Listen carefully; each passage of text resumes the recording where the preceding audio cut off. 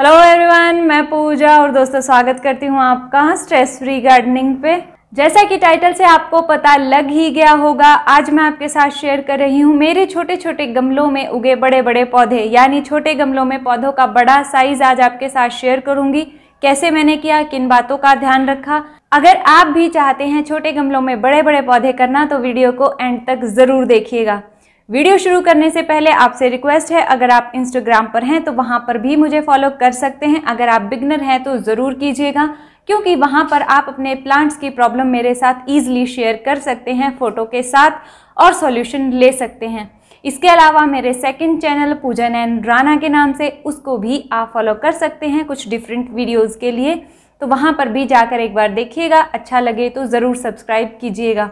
तो चलिए दोस्तों शुरू करते हैं आज का वीडियो बिना देरी के। तो दोस्तों दो प्लांट तो मैंने यहीं रखे हुए हैं, जिसमें से दो हैं स्नेक प्लांट और अरेका पाम, जो कि बिल्कुल ही छोटे छोटे, ये लगा लीजिए इतने इतने गमलों में लगे हुए हैं। या आप मैं साइज़ की अगर बात करूँ तो मुश्किल से ये 6-7 इंच के गमले हैं।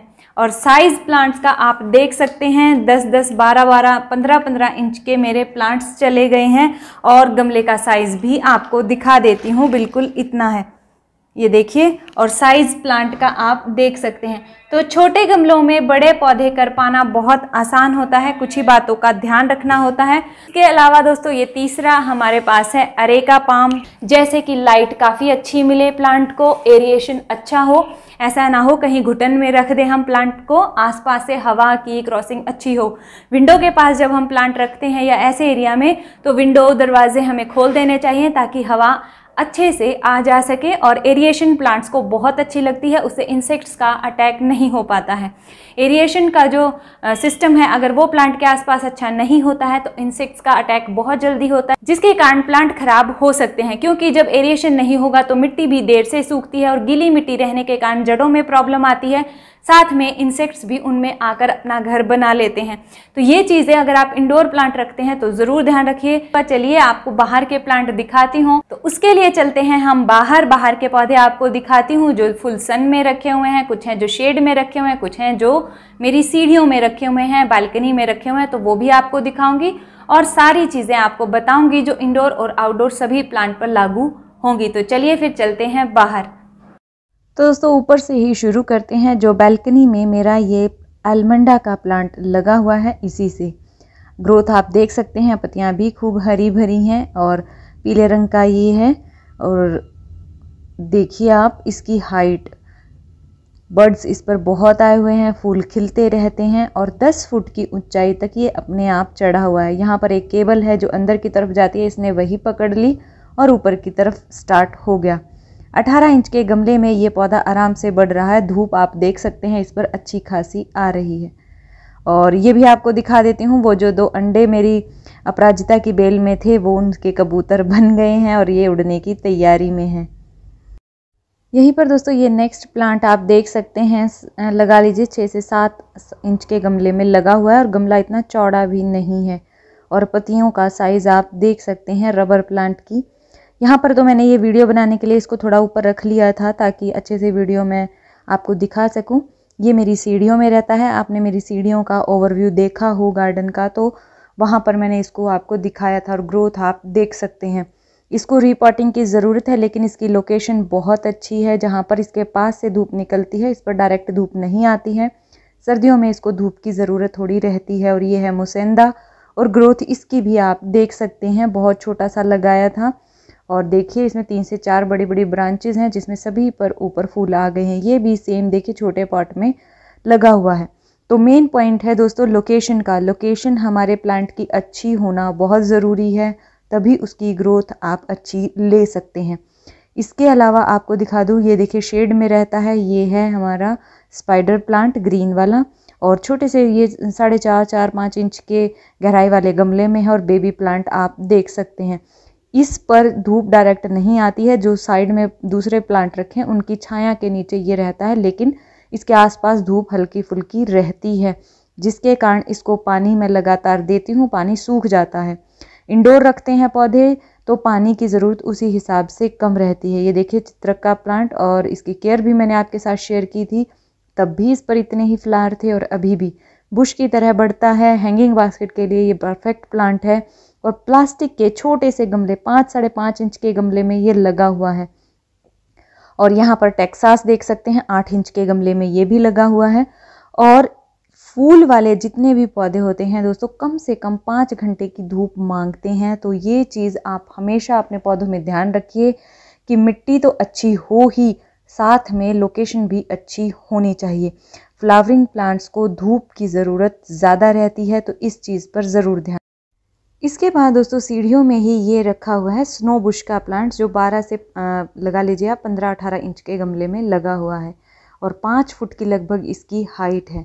यहाँ पर इसको मॉर्निंग की धूप मिलती है और लगभग हर रोज़ इसमें पानी डलता है, क्योंकि अच्छी क्रॉसिंग हवा की हो जाती है। नीचे ग्रिल्स हैं जहाँ से हवा अच्छी क्रॉस होती रहती है।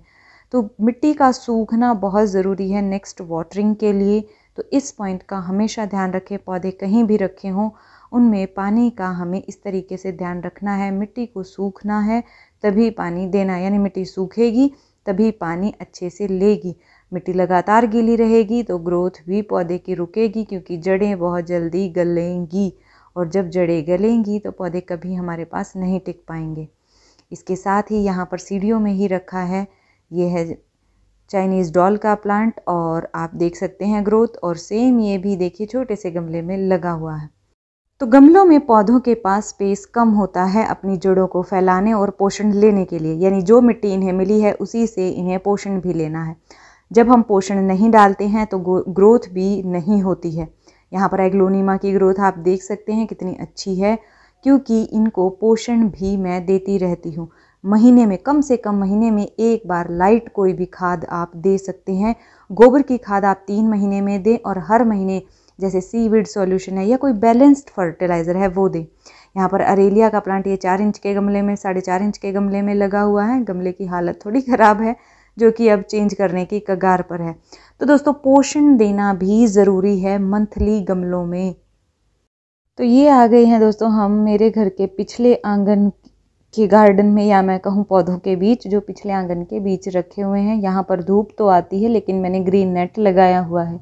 यहाँ पर सर्दियों में धूप नहीं आती है, जिसके कारण सर्दियों में यहाँ पौधों की हालत थोड़ी ख़राब हो जाती है और इन पौधों को मुझे इधर उधर शिफ्ट करना होता है, जहाँ पर ये ठंड से भी बच जाएं और इन पर हल्की फुल्की धूप भी मत लग जाए। ये कलेंचो है जो आगे फ्लावरिंग करेगा, छोटे से गमले में लगा हुआ है। मनी प्लांट, इस तरीके से यहाँ सारे पौधे आप देख सकते हैं कितने हेल्दी हैं, छोटे छोटे गमलों में खूब आराम से बढ़ रहे हैं। रीज़न फिर वही कि इनको पोषण देना ज़रूरी है। यहाँ पर मैं पत्तियों पर भी स्प्रे कर देती हूँ, जैसे महीने में एक बार स्प्रे कर देती हूँ NPK 19-19 का, सीवीड सॉल्यूशन का, कभी कभी एप्सम सॉल्ट का। तो जो जिस हिसाब से कंडीशन मुझे लगता है करना होता है काम, वैसे ही कर देती हूँ। अक्सर अपनी वीडियोस में ये चीज़ें आपके साथ शेयर भी करती हूँ। अब मैं गार्डन के काम निपटाऊंगी 1-2 दिनों में आने वाले, तो भी आपके साथ शेयर करूँगी। यहाँ पर देखिए दोस्तों सभी प्लांट आराम से छोटे छोटे गमलों में ग्रो कर रहे हैं। कुछ शेड लविंग प्लांट है, कुछ हल्की फुल्की धूप मांगते हैं, तो सभी को पोषण देना ज़रूरी है।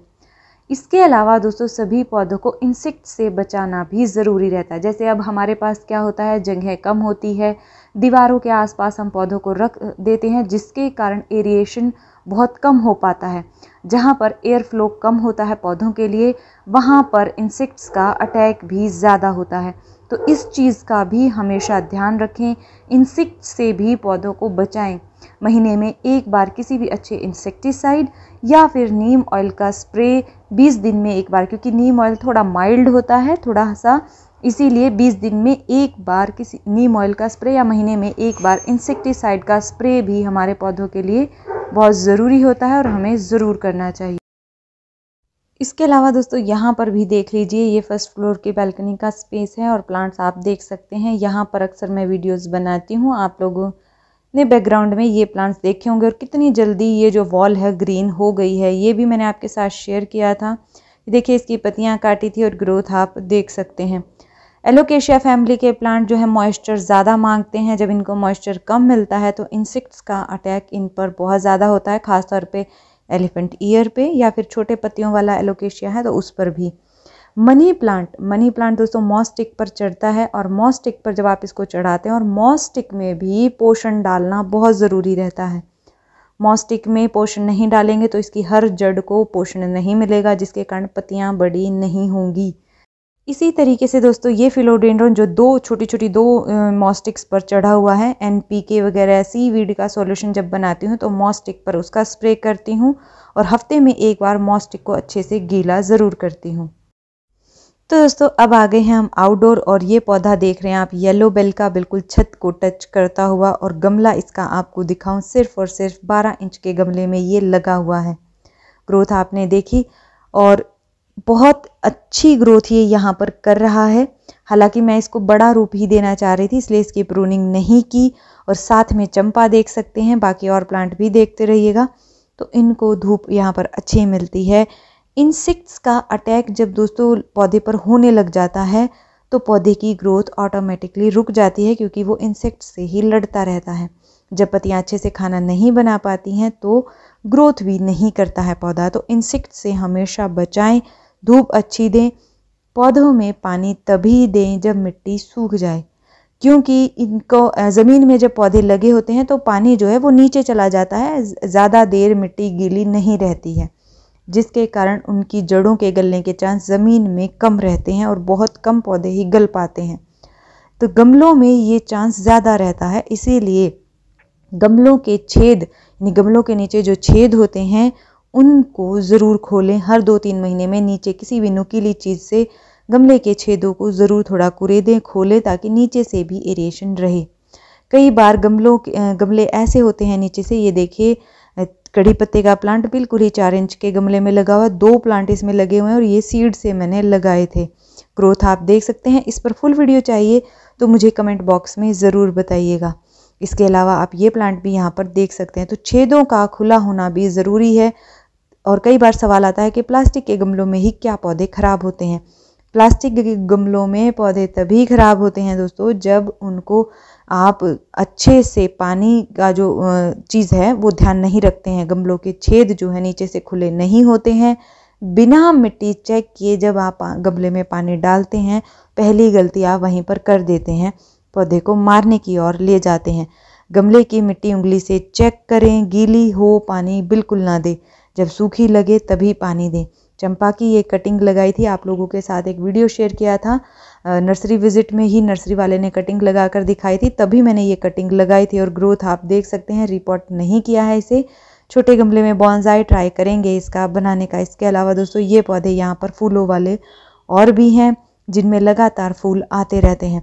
फूलों वाले पौधों में पोषण आपको हर 15 दिन में ज़रूर डालना चाहिए, चाहे आप उसमें कोई भी खाद डालें। गोबर की खाद घुलने में थोड़ा टाइम लेती है, तो गोबर की खाद को पानी में घोलकर आप दे सकते हैं। पानी में घोल लें, 2 दिन उस पानी को रखें गोबर के साथ, और फिर ऊपर का पानी पौधे को दे दें। उससे पौधे को जो पोषण है वो जल्दी मिल जाता है। और ये टर्टल वाइन आप देख सकते हैं, ये लगी हुई है एक छोटी सी बास्केट में और ग्रोथ आपको दिख रही है।